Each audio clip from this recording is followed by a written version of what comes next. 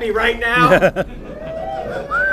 Let us bring up the cast and the crew of Ninja Shadow and Tear, director Isaac Florentine, star Scott Adkins, producer Frankie Martini, and co-star Vicky Haji!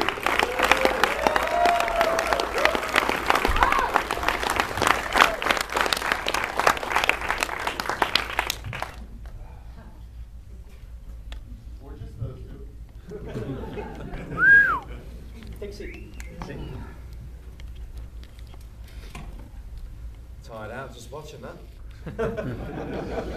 Isaac, I think they liked the movie. Woo!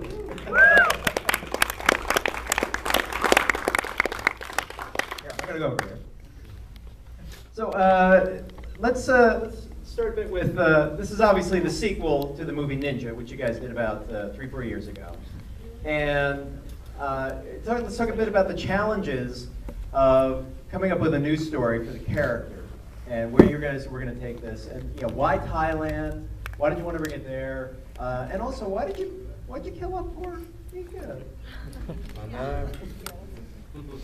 Okay, I will start. I think that I honestly was not so happy from the first Ninja. I think the concept was a mistake because the first one was more fantasy comics, and I kind of saw it as a mistake. Somehow, the movie did really well.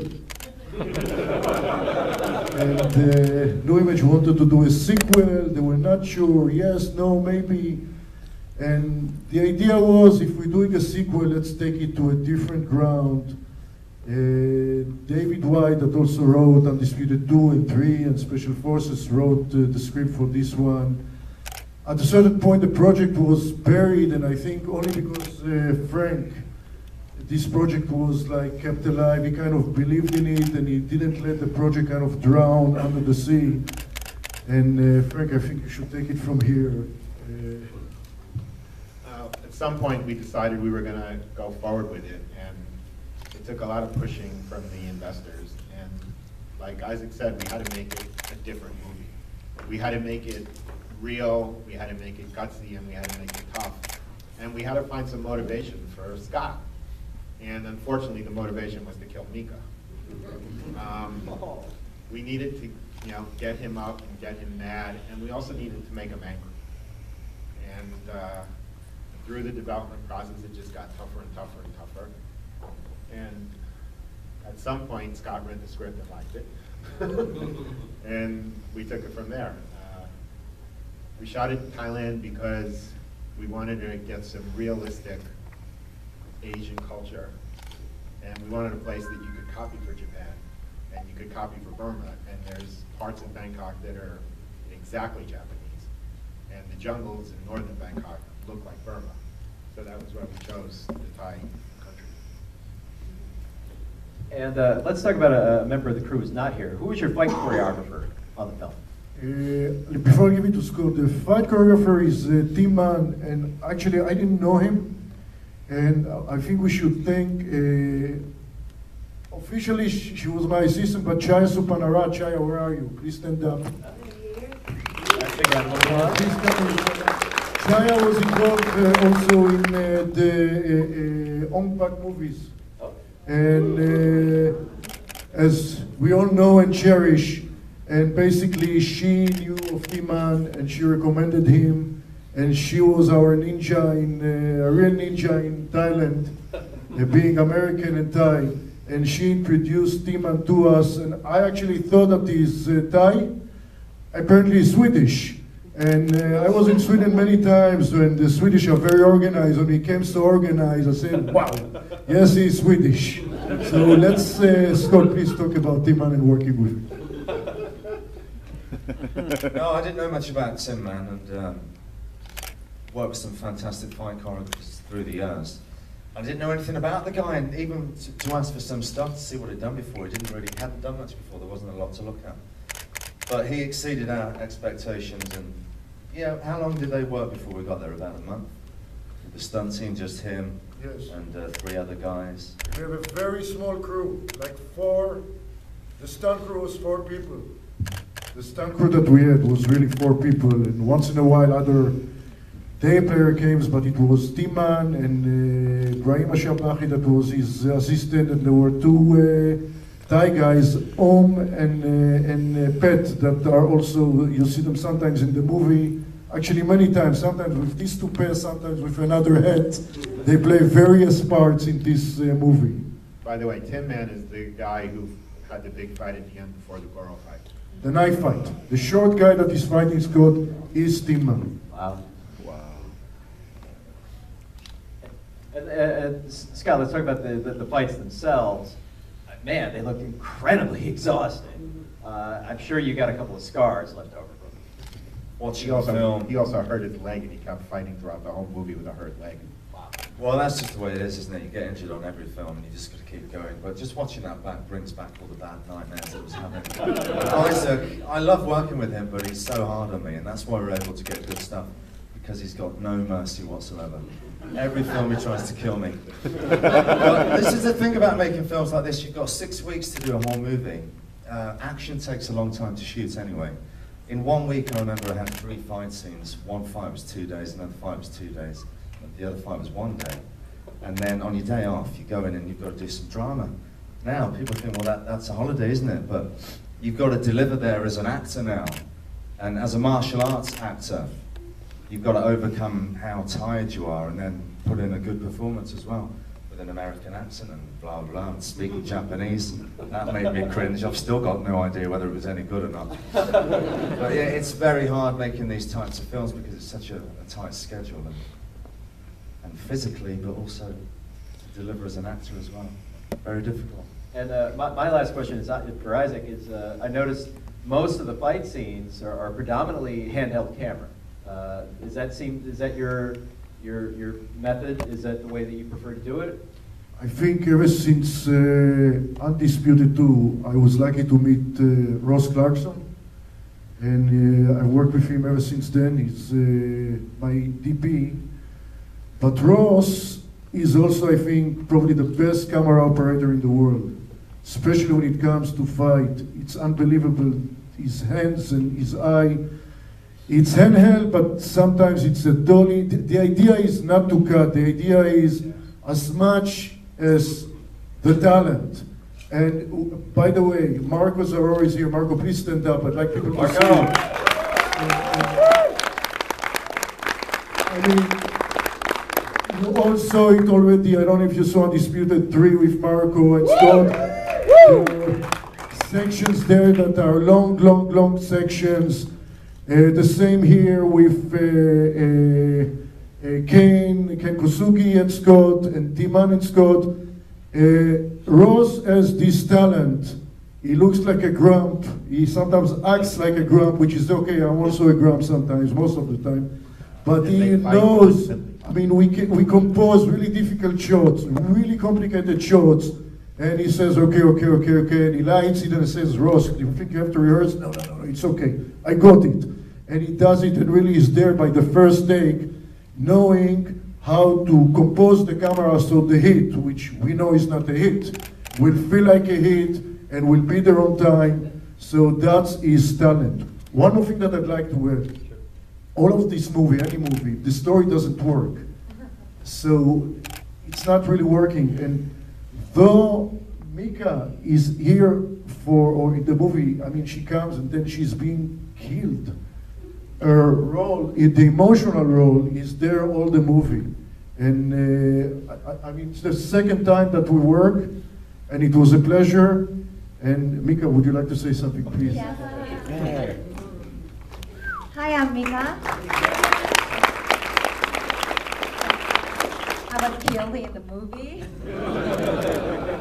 But actually, this is first time to see Ninja 2 here. And I'm very happy to be here today and to be in this great movie. I could feel their proud of Japanese culture, and I was very surprised because this is very Japanese. Yeah. There is of course the feel they are proud of Japanese culture. And during fighting scene, I couldn't close my eyes because I was so surprised and I was so excited. I don't know what you think, but I think this is my best movie.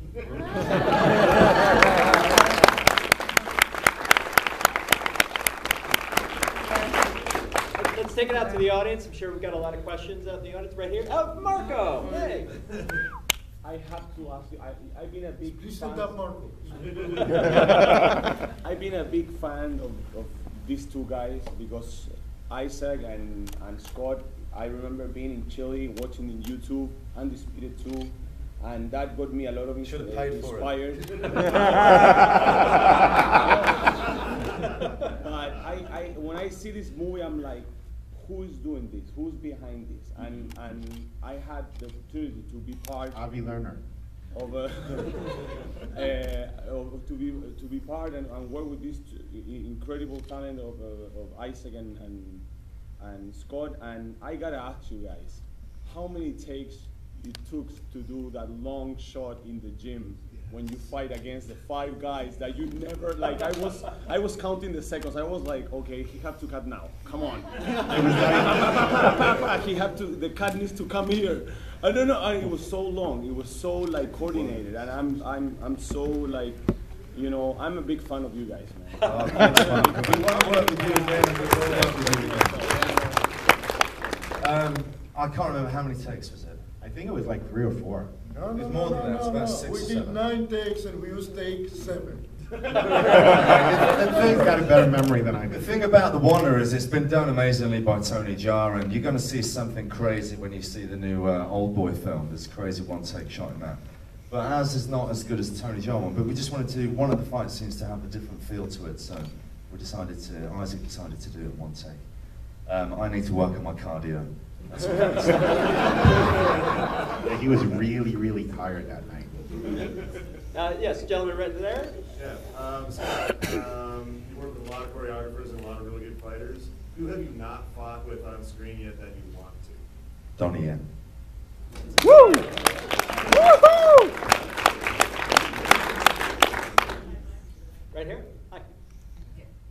Just from a total fan perspective, before the movie started, I could have sworn you said you did this with 1 unit and 26 shots, and I just don't see how that's 36 possible. days. It was amazing. It was magnificent, and I just wanted to ask you, was it 26 shots? 36 days. 36 days. 36 days, okay, all right. It's still amazing, still blown away. Thank you. Thank you, thank you. I think one thing that we wanted to do here, we all love the genre, especially me, I love it. It's, and as you can see, I mean, we all hear people who love cinema, otherwise we wouldn't be here. I mean, no doubt you can see that there's homage here to Fist of Fury and Enter the Dragon. I mean, it's like, it is what it is, and we enjoy it, in this sense, we enjoy doing it. And yes, it's the challenge of very few days, but you take it and you do the best you can. Magnificent job, and Thank you. just wonderfully presented. Just so And engrossed, the whole film. I think it's interesting pointing out that Isaac, in addition to being, you know, a very skilled, very talented filmmaker, you've also been practicing martial arts for many, many years yourself. You're a black belt. Yes, I was 13 when I started training in karate and judo, and I still do it, and I'm not 13 anymore. And I still train, and I still love it, and this is where we try to put some Japanese, I mean, that the martial arts, or at least the dojo, will be as authentic as possible. I mean, you cannot do a documentary because it is a commercial movie, but the conduct in the dojo, the seiza, mokuso, the us, all of this is very typical to Japanese martial arts. Also, the way that the dojo are, the Japanese dojo is based on a very famous old Japanese dojo that was established, I will don't want to talk history about the fight, but the 14th century and dojo of Ken Kosugi is based on the more Bushinkan modern ninja dojo, and the karate dojo that he goes, this one-shot runner is kind of homage to mainly mainstream karate dojo, white gis, and you can see in the picture, in the dojo, you can see some pictures of some known karate masters. At this point, it's Choki Motobu. Because Frank is also a lawyer, not also a producer, I couldn't put modern masters, otherwise he would have chopped me. They all had to be dead for a long time. So we've only got time for about one or two more questions. So anyone else out there with additional questions? Yes, right here. Okay, Mr. Salzberg. So I feel like I have to ask now, which are we going to get first? Ninja 3 or Undisputed 4? Good question. Thanks for the point. Undisputed 4 is being written by David White right now. It should shoot early next year.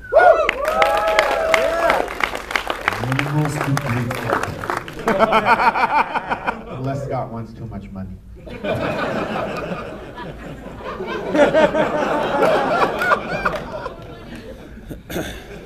Can I have some money? Guy keeps getting hurt for his art. Come on.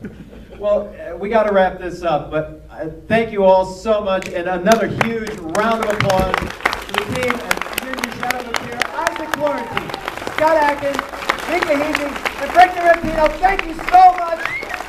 This film is part of our audience award, so please do not forget to fill out a ballot, put a 10 on it, and enjoy the rest of Fantastic Fest. There is more great stuff to come. Have a good night.